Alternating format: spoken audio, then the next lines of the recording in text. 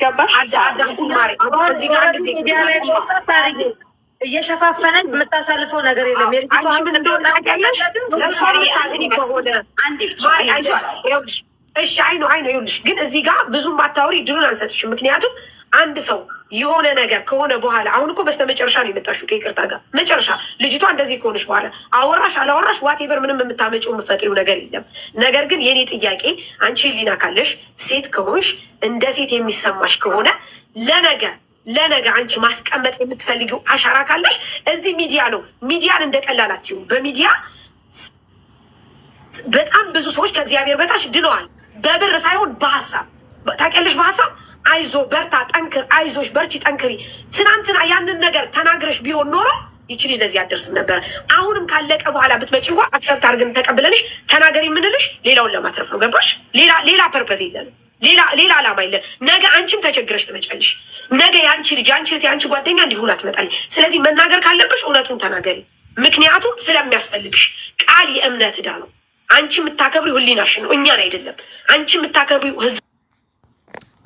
አሁን ጊዜ እውነት ለመናገር አሁን ብዙ እህቶቻችን ወንድ እያመጣችው ከስደት እንዲሁም ደግሞ አገር ቤትም ሆነው የምታወሩ እህቶች በብዙ ነገር እየተጎዳችሁ ነው ያላችሁ ማለት ነው። ከእንደዚህ አይነት ድርጊታችሁ አቁሙ ብትባሉ ልታቆሙም አልቻላችሁም። እንግዲህ ትናንትና በጣም በሚያሳዝን ሁኔታ አንዲት እህታችን ስደተኛ እህታችን ራሷን እንዳጠፋች ሲወራ ነበረ ማለት ነው። እሱም እንግዲህ ለምን ራሷን አጠፋች ለሚለው ብዙዎች እንግዲህ የወንድ እጅ እንዳለበትና ከልጁ ጋር ስላልተስማሙ እንደሆነ ብዙዎች እያወሩ ነው ማለት ነው። እንዲሁም በሶሻል ሚዲያ ወጥተው በሶሻል ሚዲያ ነው የምታውቀው፣ ነገር ግን አግብታ እንዳመጣችሁ እያወሩ ነው ማለት ነው። ግን እኔ ማለት አንደኛ የሶሻል ሚዲያ ትዳር ይቀርባችሁ ብዬ ነው የማስበው። እኔ ይቅርታ አድርጉልኝና ማለት ነው ሶሻል ሚዲያ ላይ የምታወሩ ልጆች እኔ አላቅም፣ ታስወረኝ አልቻለችም። እቺ ተረገመች ግን ሴትዮ በጧት ተነስታ ማውራት አልቻልኩም። እና ቤተሰቦቼ እውነት ለመናገር በጣም ያዘንኩት እንዴት ሰው ስደት መጥቶ ራሱን ያጠፋል። ሰላም ውድና የተከበራችሁ የቻናሌ ቤተሰቦች እንዴት ናችሁ? ደህና ናችሁ? ሰላማችሁ ብዝት ትርፍርፍ ይበልልኝ። እንግዲህ ዛሬም እንደተለመደው በአዲስ ነገር መጥቻለሁ። እሱም በአዲስ ነገር የመጣሁበት ግን በጣም በሚያሳዝን ሁኔታና እጅግ ልብ በሚነካ ሁኔታ ነው የመጣሁበት ማለት ነው። እንግዲህ እኛ ስደተኞች አረብ ሀገር የምንገኝ ልጆች በጣም በተለያየ ነገር እየተጎዳን ነው ያለ ነው።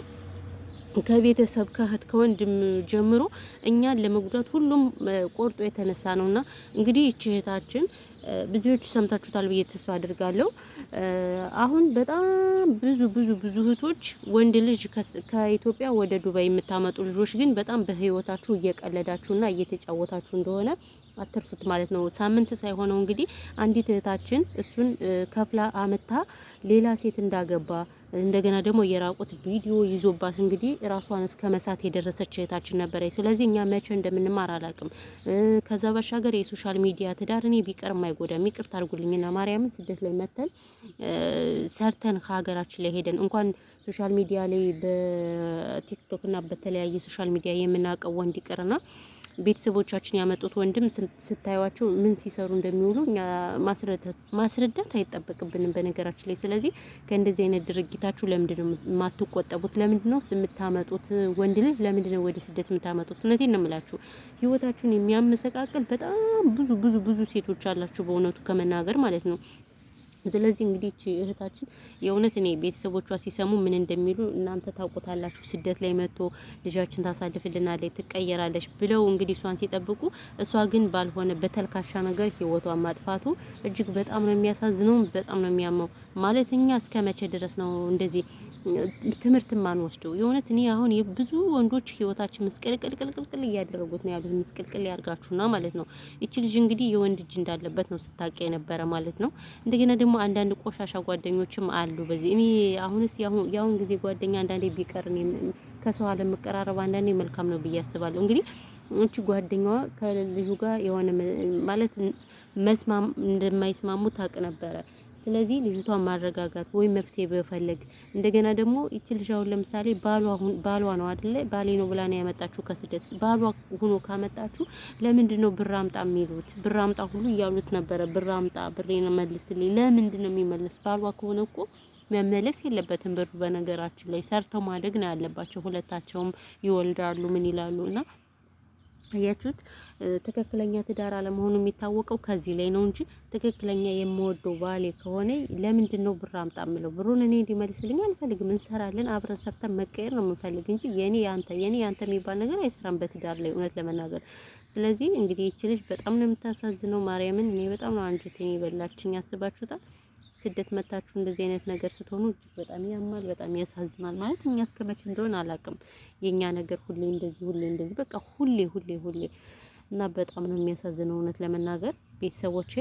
እናንተ ለምን እኔ አላውቅም ብቻ እግዚአብሔርን በቃ ማወራው ራሱ ነው ጥፍት ያለብኝ። ሰው ሊቀየር መጥቶ እንደዚህ ባልሆነ ነገር ሲሆን በጣም ነው ልብ የሚያመው ቤተሰቦቼ። ለማንኛውም እንግዲህ ከእንደዚህ አይነት ድርጊታችሁ ተቆጠቡ። በተለይ በጣም ብዙ ወንዶች ህይወታችሁን እያመሳቀሉት ነው። ብዙ አንዴ በብራችሁ፣ አንዴ በገንዘባችሁ፣ አንዴ በራቆት ቪዲዮ ይመጣሉ። አሁን ደግሞ ፋሽን ያደረጉት እነዚህ ቆሻሻዎች የራቆት ቪዲዮ መቅረጽ ነው። ምን አባታቸው እንደሚፈልጉ አላቅም። ከራቆት ቪዲዮ ማርያምን እዛ እንደዛ ያደርጋሉ። ብር አምጪ ነው። ብር ካላመጣች ደግሞ በቃ ነገ ፎቶሽን ለቀዋለሁ፣ ፎቶሽን ፎቶስታሉ። በቃ እንደዚህ ነው እንትናቸውና አሁንማ እንደው ከወንድ ጋር ራሱ ለመተኛት እኮ እግዚአብሔርን ግራ ተጋባውኝ እኮ እውነት ለመናገር። በእርግጥ ስፔሻሊ የሰማንያ ባል ሆኖ ለቀዋለሁ ካለ እኔ ልቀቀው ነው የምለው። ከግንባር ላይ ለጠፋው ዙር ነው የምለው ማርያምን፣ ሌላ ካልሆነ በስተቀር ማለት ነው። እና እኔ በጣም ነው የተሰማኝ እውነት ለመናገር። ስለዚህ ከእንደዚህ አይነት ድርጊታችሁ ተቆጠቡ፣ ልትቆጠቡ ይገባችኋል በእውነቱ ከሆነ ማለት ነው። ስለዚህ እና ያለው ነገር ይሄ ነው። እናንተ ምን ትላላችሁ? እናንተ በእንደዚህ አይነት ነገር? ስለዚህ ራሳችሁን ጠብቁ ውዶች፣ የማሮች ፍቅሮች። ሌላ ምንም የምለው ነገር የለም። እንግዲህ ይሄን ያልካወራውኝ ምን ሌላ ማውራት አያስፈልግም በነገራችን ላይ። ምክንያቱም የኛዋሪ ቢወራ እውነት ለመናገር ማርያምን ስማ ሙሉ መንፈስ ቅዱስ በጣም ነው ያሳዘነችኝ።